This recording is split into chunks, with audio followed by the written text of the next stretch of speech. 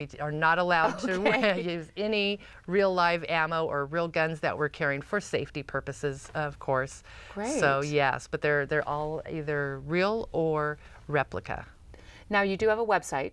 Yes, we have a website. Please go out and see us, winchesterwidows.org.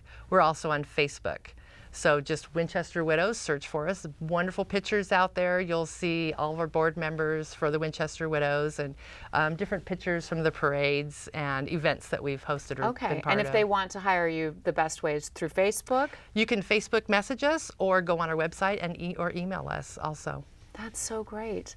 Now talk a little bit about, I noticed that the ladies don't wear corsets and they don't wear bustles and the things that Victorian ladies would have. Right. No, keep because it more simple. We do keep it more simple. It is the more of the dress attire if we're going into town. But again, we're really working on the ranch and such, so we are more the coming right off the trail, if you know, have you, that we have to go out there and wrangle up them cattle or go into town to get groceries or what have you. The original feminists. The basically. original feminists, yes. Absolutely. So the original widows, we're talking about West Coast, sort of California. We migrated. Ladies. Yes. Okay. So what we did is most of us all migrated down. So you would think Ohio, Pennsylvania, the Midwest, all traveled over those mountains and thus, unfortunately lost our husbands along the way. Right. And out here, out to the west. And you all have backstories and characters that you've created. So when you're wearing the hat, you are. Absolutely, we come in character.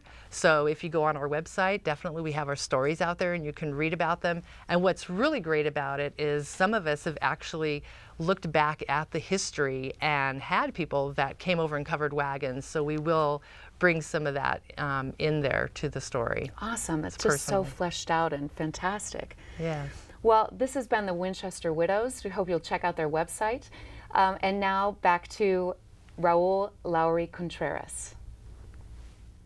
Hi, I'm Raul Lowry Contreras. You may remember me from my 20 years or so with En Vivo. I've got a new book here. I want you to take a look at it. It's called The Mexican Border, Immigration, War, and $1 Trillion in Trade. I wrote this book this year in a hurry because I wanted to get it out before the election, and I did get it out before the election. Because some of the issues that I discussed, well, actually all the issues I discussed, were brought up in the presidential campaign. Immigration, trade with Mexico, crime by Mexicans and illegal aliens. And so I discussed all those issues very carefully in the 300-page book. And I'm very pleased with it because, as you longtime En Vivo watchers know, I've been writing books all along. This is in fact number 15 of mine, and follows just a few months of number 14, which I discussed here with you 2 or 3 months ago. The subject of Mexico, Mexicans, and aliens, illegal and legal, became very prominent in the presidential campaign with the entrance of Donald J. Trump into the presidential race of 2016. As you all know by now, unless you've been hibernating in a cave, Donald J. Trump actually won the presidency. And we don't know yet if he's going to try and implement these policies that he brought up policies that he brought up about issues with Mexico. For example, the North American Free Trade Agreement, NAFTA, which I have 2 chapters on here in the book because I've been involved with NAFTA way back in 1992 when I served on committees that helped negotiate the trade agreement with Mexico and Canada. So I'm pretty familiar with it, and I believe that my positions on the trade, on NAFTA, and the overall relationship with Mexico are such that they expose certain defects in the Trump campaign. Now, those were campaign statements that he made. I know by now that someone has told him that not all Mexican immigrants are criminals and rapists. Something I took offense to way back when he first said those things, mainly because I came from Mexico in 1943. I was not quite 3 years old, and I assure you I was not a criminal or a rapist or an illegal drug dealer at that time when I was 3 years old, or now that I'm a little bit older. Because most Mexican immigrants are not those things. Now, I'm not an immigrant because I was a U.S. citizen born overseas. But the fact of the matter is I did cross the border, as he suggested, because he didn't say differentiate between legal and illegal in his original announcement. His supporters will say, oh, but he meant illegal aliens. And I come back and say, but he didn't say it. Now, I have in this book, The Mexican Border, his statement. I have the statement that he made on June 16th, transcript of it as he delivered it, and also the official announcement that his office put out. There's a huge difference between the two. Trust me on this one. There is a huge difference.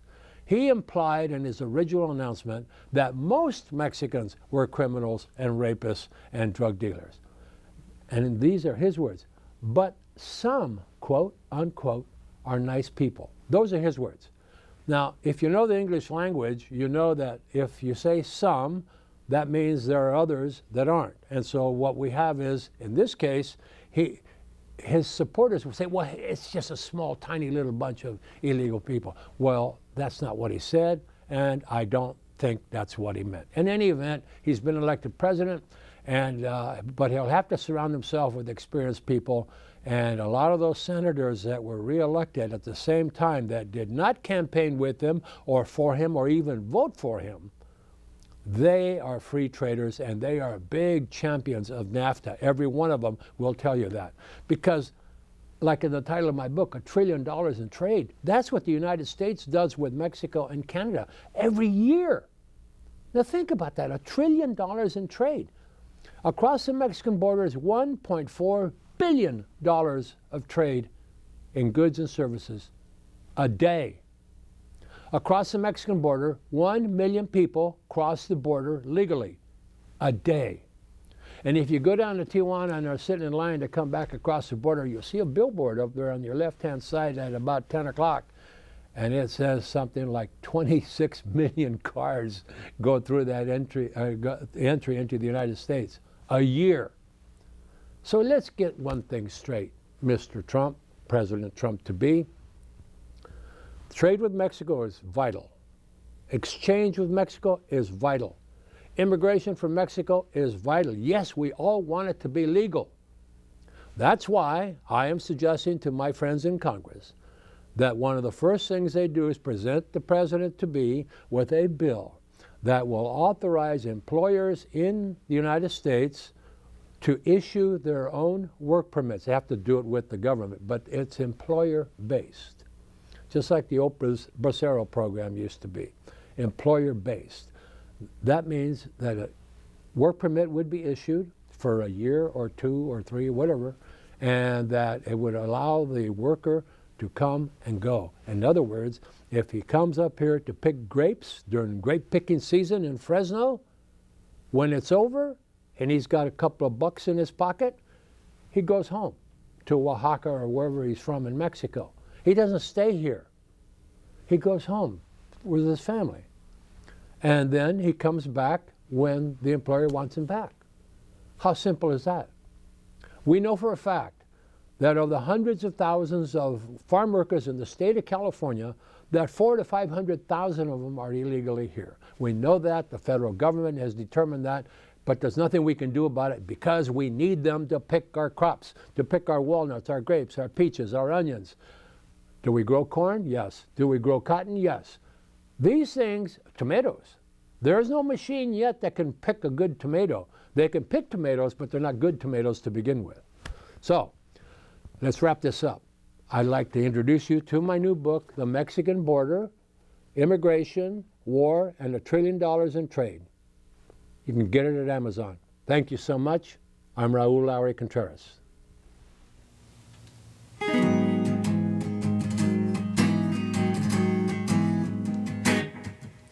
Bésame, bésame mucho,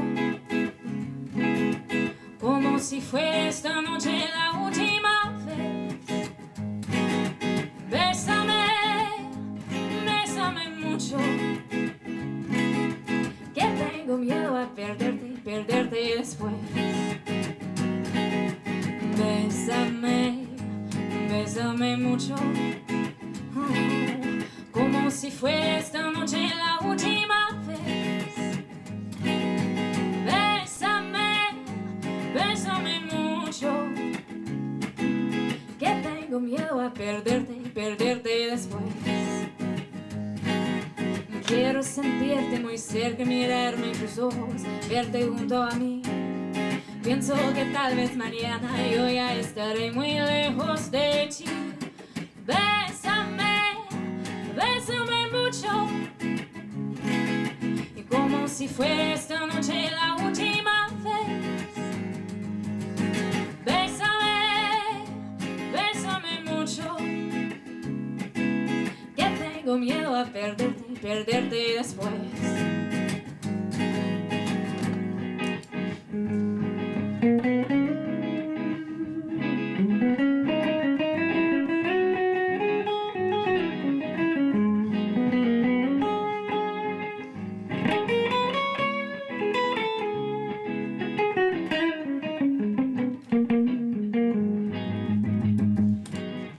Quiero sentirte muy cerca, mirarme en tus ojos, verte junto a mí. Bésame, bésame mucho, que tengo miedo a perderte y perderte después. Quiero sentirte muy cerca, mirarme en tus ojos, verte junto a mí. Pienso que tal vez mañana yo ya estaré muy lejos de ti. Bésame, bésame mucho, y como si fuera esta noche la última vez. Bésame, bésame mucho,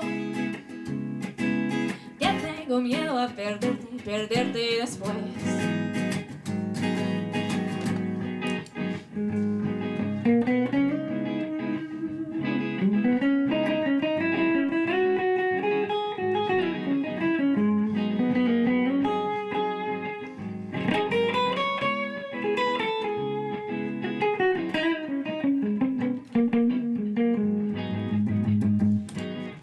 Quiero sentirte muy cerca, mirarme en tus ojos, verte junto a mí.